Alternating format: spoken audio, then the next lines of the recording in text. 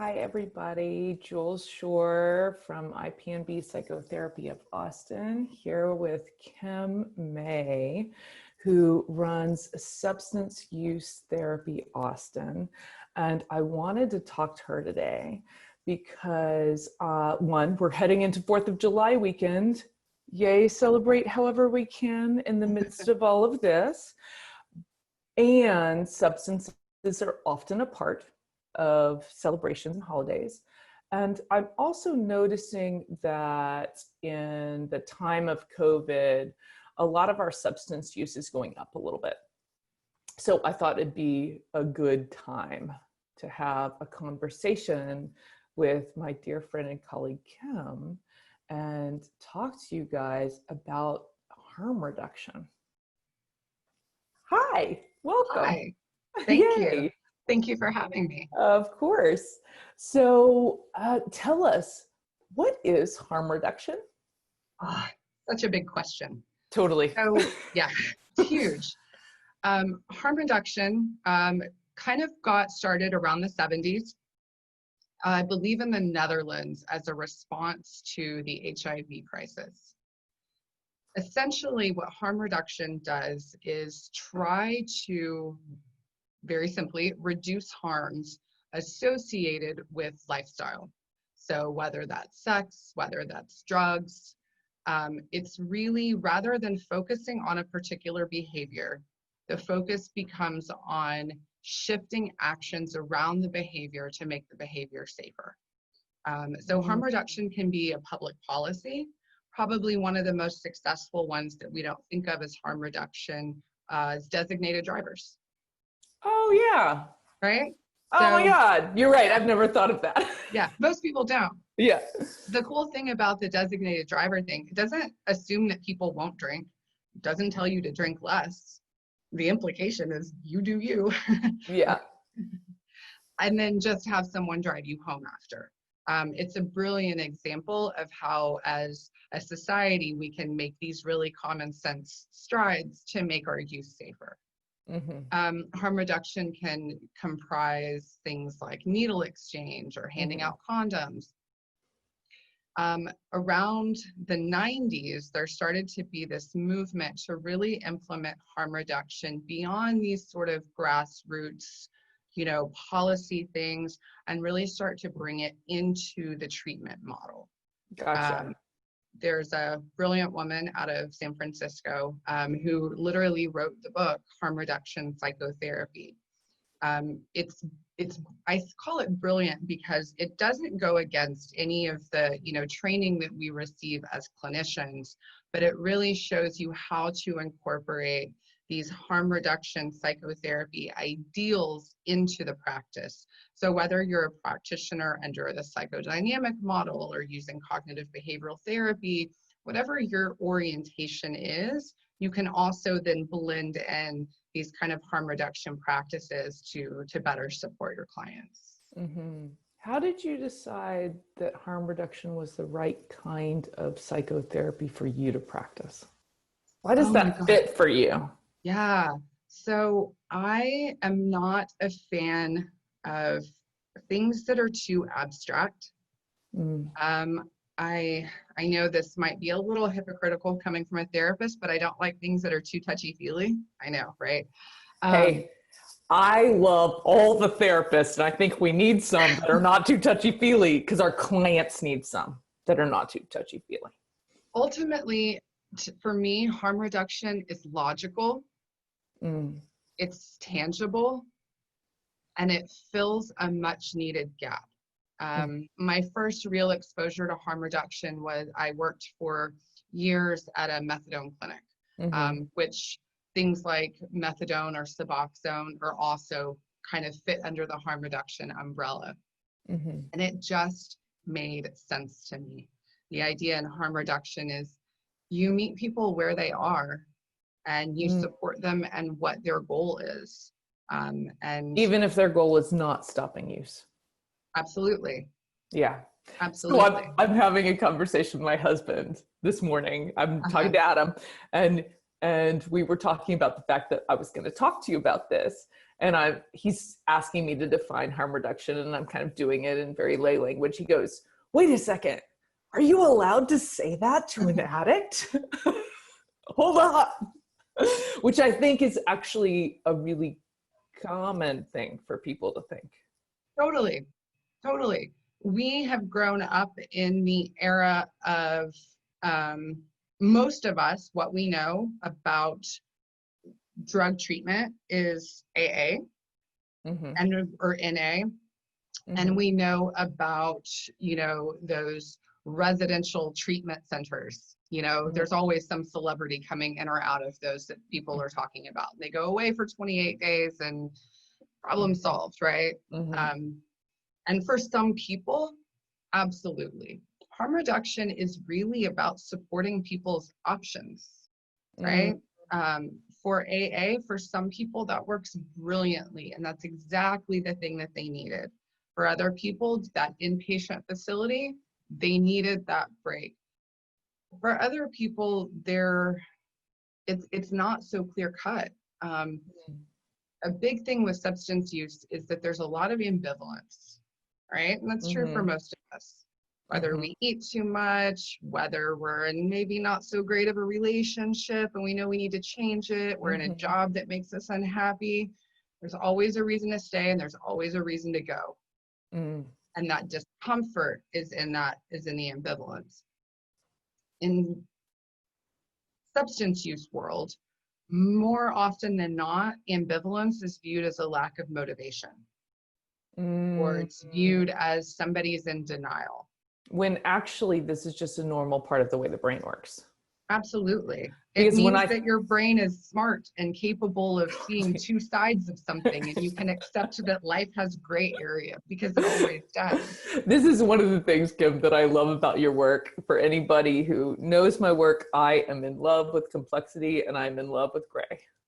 And I think you do such a great job of welcoming gray feeling, gray space into an area of therapy that often we don't think of as having that much gray space. Right. And I didn't think of it either. Most of us just weren't taught that, even if we went to school for counseling, even if this is our career path. I know I didn't learn this in school. Yeah, of course. Most of us just don't have the exposure. You talk about continuum of use. Like, most of us did not have any exposure to continuum of use. Could you say a little bit about that for anybody who doesn't know? Because I know in grad school, I didn't learn about this. So most of us have this idea that because alcohol is legal, it's sometimes thought of a little bit differently. So for purposes of this, I'm going to set alcohol aside. Most people have this idea that if you use substances, they do coke, that they see it as a binary thing. You use coke, therefore you are a coke addict and you have a problem. Continuum of use kind of turns that around and says, use isn't this binary, you either use or you do not use. It is a range. So on the one end of the range, you would have maybe complete abstinence. On the far end, you would have this really kind of chronic, persistent, debilitating relationship with a substance. And in between, you have, your social, recreational use, use that's maybe starting to become a little bit problematic, but isn't so out of control. Then you've got maybe where dependence is setting in, and there's a whole range in there. If we treat everybody like they're on only one or the other end of the continuum, then we're neglecting a whole host of experiences and feelings and emotions that are happening in the middle. Yeah. And so harm reduction, psychotherapy really embraces the idea that you can be in your own individualized place on the continuum, and you can move through it. For some people, their use progresses and it does get worse. For some people, they move a notch or two back on the continuum, and they're not at abstinence, but they're in a better, safer place. Yeah. And this brings me to, I think, one of the biggest myths about harm reduction psychotherapy is that here's what I hear in the community sometimes is harm reduction psychotherapy, people are against abstinence. And that is not true. It's not true. It doesn't really make sense. We don't get kickbacks from drug dealers if people keep using, right? Right. Harm reduction is not about a particular goal. It's about supporting people in where they are and where they want to go. And for many people, abstinence is the goal. And then we support people to get to that place. It's not about saying that people shouldn't be abstinent. It's about accepting that regardless of what any of us do or say, there are some people who will continue to use both illicit and illicit substances in a way that's harmful to them. Harm reduction just accepts that and works with people where they're at. And honestly, for some people, abstinence is really the only thing that's going to work for them, but they may not be in a place to pursue that. And so it's about making kind of incremental changes over time. But I may have a client who comes in and says, you know, I'm using and it's causing me problems, but I don't know what I want. Right. And then I may have somebody coming in that's coming from a treatment program and says, I've been clean, I want to stay clean, I need you to help support my goals for abstinence. Right. Harm reduction is about meeting people where they are. Right. Which is so important. And I think in therapy land, we talk about that in counseling programs all the time, except about this. Correct. This actually just matches everything I learned in grad school. Exactly. It's so logical. We talk a big game about, you know, supporting somebody's individualized goals and being person-centered and being strengths-based, except very often we don't apply that to substance use. Yeah. And I've also heard you talk about how important AA is or especially when it came about, you know, back whenever that was. It came about and it was actually really progressive at the time. What was so different about AA? Yeah, so AA, you know, kind of came out and said, it's not these people that have this issue aren't problem people, they're people with a problem, right? And so the whole idea was to, you know, develop this thing to kind of support these people and lift people up and kind of reduce that stigma. These aren't people that necessarily need to be locked up in the asylum, right? They have a common issue, and we think we can help support that. And there's a lot of really brilliant things that have come about with AA.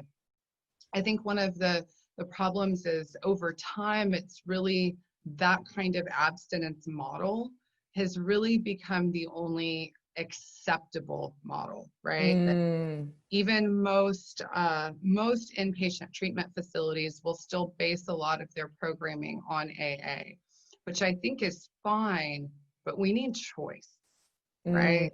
We need choice, and we need different people respond to things differently. You go to a doctor and your doctor says you have to lose weight. Right? You have so many options for how you can do that and at what speed you do that and at what works for you. All kinds of different diet changes and exercise regimens. You can make small changes or big changes. And it's not that one is more or less right, it's that what's more or less right for you. And the problem when we operate from a really, really narrow field is we exclude a lot of people who need help. Yeah, that makes so much sense. It feels so logical. It is. That's why I love it. That's why I love it. Yeah. So you also work with family members, with loved ones who have someone who uses substances in their life. I do. Yeah. What would be a message for them or for clinicians who work with them? What feels important to you when you're working with family members and loved ones? You know, compassion, because it's painful. It's a very, very difficult thing to watch someone that you care about, whether it's a spouse, a roommate, a sibling, whatever that relationship is. It's very, very difficult to watch someone do something that brings harm to themselves. It's a painful thing to experience. Because it's painful, it's hard to know what to do, because it seems like so easy, just stop doing this thing. Over the years, there have been, a lot of ideas about this kind of tough love approach. And this notion that people need to hit rock bottom to get better. And I think that that's a really dangerous idea. Wait a second. Are you telling me that people do not need to hit rock bottom to get better? Absolutely not. Yay! I love it. I just want to really highlight that one. Right. There are people who do hit their version of rock bottom and for sure subsequently get better. Sure. But the idea of rock bottom as a goal is dangerous. We wouldn't do that with someone who wasn't managing, say, their diabetes very well. Well, let's let them get real bad, and then maybe for sure. People rarely get better when they are alone. And when they're isolated, and when they're disconnected from people that are important to them, and disconnected from their community. The further down you go, the harder it is to come back out of that. Right? It makes me think about shame, and how shame works in the brain, and how intensely painful. There's plenty of research out there on this that NIH has done around looking at shame and understanding that physical pain, if I pour hot coffee on my hand, and if I have a shame experience, I feel bad. I feel like I am not worthy of attention, and pull myself out of connection. Because what shame is really is fear of losing connection, fear of unworthiness of staying in community. It actually lights up the same centers in your brain, either way. So it's incredibly painful. But if I have a way of getting rid of pain through use, I can't think of a better way to induce me wanting to use more than me being in a shame state. Obviously. Because I'm in pain. Who among us hasn't been in some kind of physical pain, emotional pain, loneliness, and not thought, like, I know it's going to make this better. Last night, I poured myself a whiskey in that moment, because I was feeling like, oh, I'm a little lonely, and my hubby had already gone to bed, and I'd worked really late last night. And I was like, well, I'm kind of feeling achy, like in an emotional way. I know, I'll just pour a little thing of whiskey and then I'll go to bed. Same thing.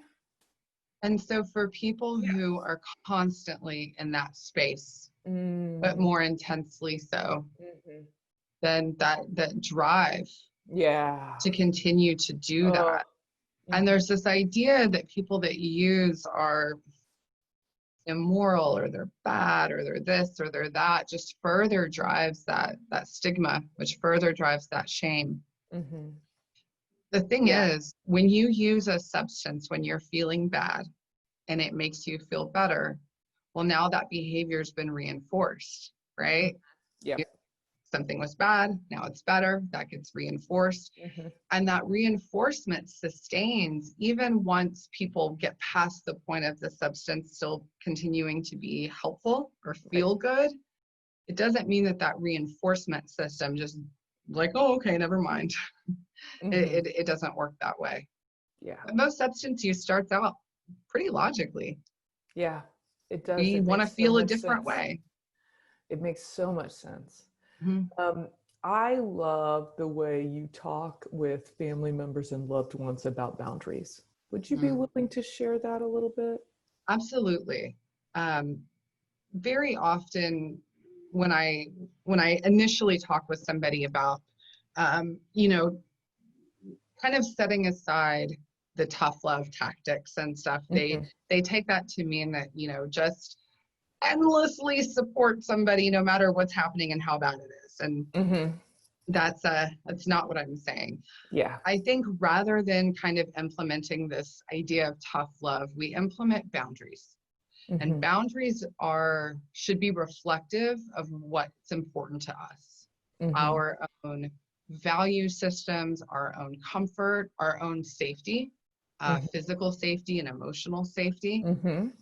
And Mhm. so when someone is using or drinking, whatever they're doing, and they're doing things that really are violating those things around us that make us feel safe, that is problematic. And that's a good place to kind of implement a boundary.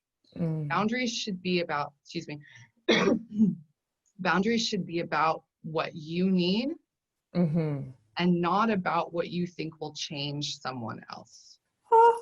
Amen. I love this piece. This is so important. Boundaries have nothing to do with whether you love someone or not, and Right. they are not about changing anyone else. Oh, Boundaries are about teaching people how it's okay for you to be treated.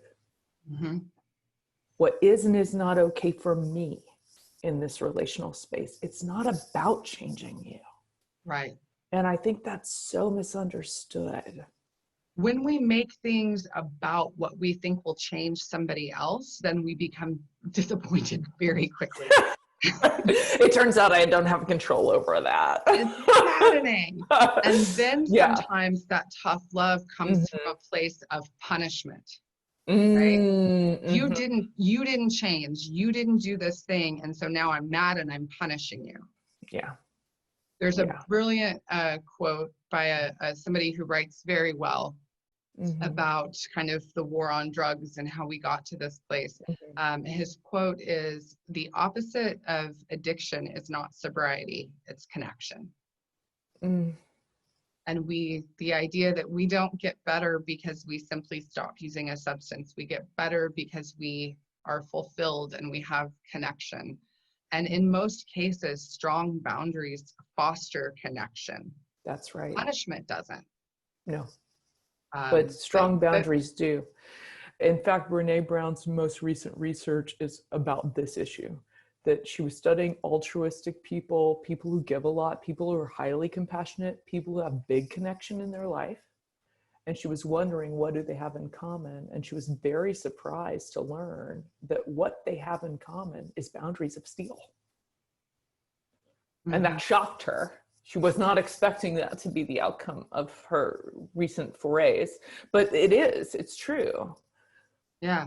And the thing is, you know, it doesn't mean people will like your boundaries. No. And it doesn't mean setting them and establishing them is easy or there won't be pushback. Mm-hmm. But it does, if you're consistent in them, people will eventually understand. And they will eventually understand that it's not personal. And they will eventually usually be able to hear things like, "I love you, but I can't be around you when you do this because it makes me feel unsafe." Or Right. "It's not safe for our children in this state." Has nothing to do with my love for you, my Mm-hmm. feelings for you, my commitment to you. But Mm-hmm. during this time, this creates a time of where it's not safe. And over time, most people will eventually understand that. In fact, a lot of people I worked with over the years, especially at the methadone clinic, when they were, kind of getting better, could kind of reflect back on certain things and be like, "I see now why I wasn't allowed to be around my little brother. Like Right. I didn't get it then, I get it now." Yeah. Yeah. And so when you're working, whether it's with a family member or a loved one of someone who's using, or if it's with someone who's using, what I'm hearing is that a large focus of your work is on connection. Opening up to connection. Where's connection in your life? Are you keeping yourself safe enough by having good boundaries to maintain connection? Because connection is the opposite of addiction.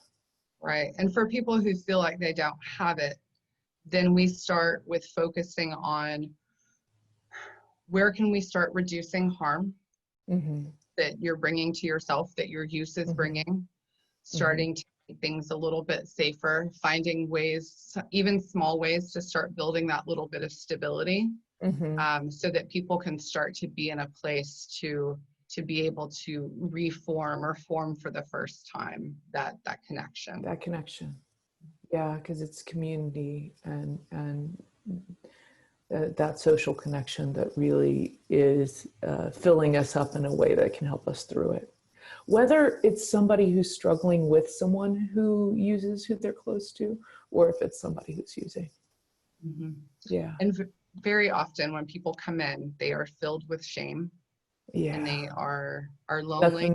Nothing brings us out of connection faster than shame. Think about the way shame moves your body, right? It's all about I'm small and I'm out, right?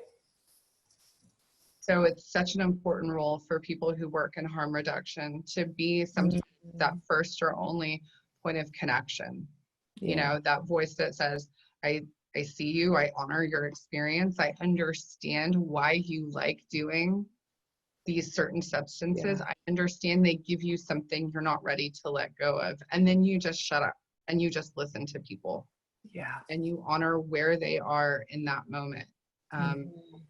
Other treatment approaches, some, not all of them certainly, but sometimes the idea is you have to be sober before you can participate. Right. Or you can participate as long as you are sober. Right. And even someone with the best of intentions, if they're not ready for that, or if they have this slip, then they've lost that connection and then they feel like they've failed. Right. And that's something harm reduction is taking out of this equation. You are not failing. You are not failing. Mm-hmm.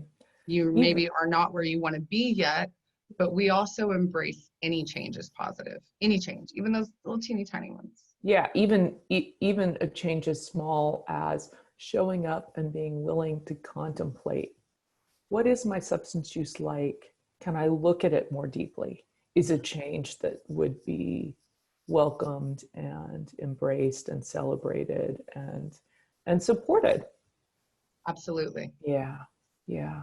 Wow. I love harm reduction. It's amazing. Oh, I love it. Amazing. So, yeah, any tiny harm reduction tip as we end here, any tiny harm reduction tip for the holiday weekend for all our people who are going to go not out, I hope, let's stay in. Right. But celebrate anyway. Great. Any tiny little something for people if they want it, and if they don't, they'll leave it here. Yeah. In general, less is more. You can usually get where you want to be with a little bit less than you might think that you need. There you go. I love it. Whatever your substance is. Wherever it is you want to be. Just a little less than you think you need, and you'll probably still get where you were trying to go. I love it. That's brilliant. Okay, so thank you so much for coming. Thank you for having me. So I'm so glad, and I hope people enjoy the video and get something out of it and start thinking about substance use in a more complex and broad way. Yeah, thank you. I appreciate the opportunity to talk about this. Yeah, I love it. All right. Take care, everybody. Bye.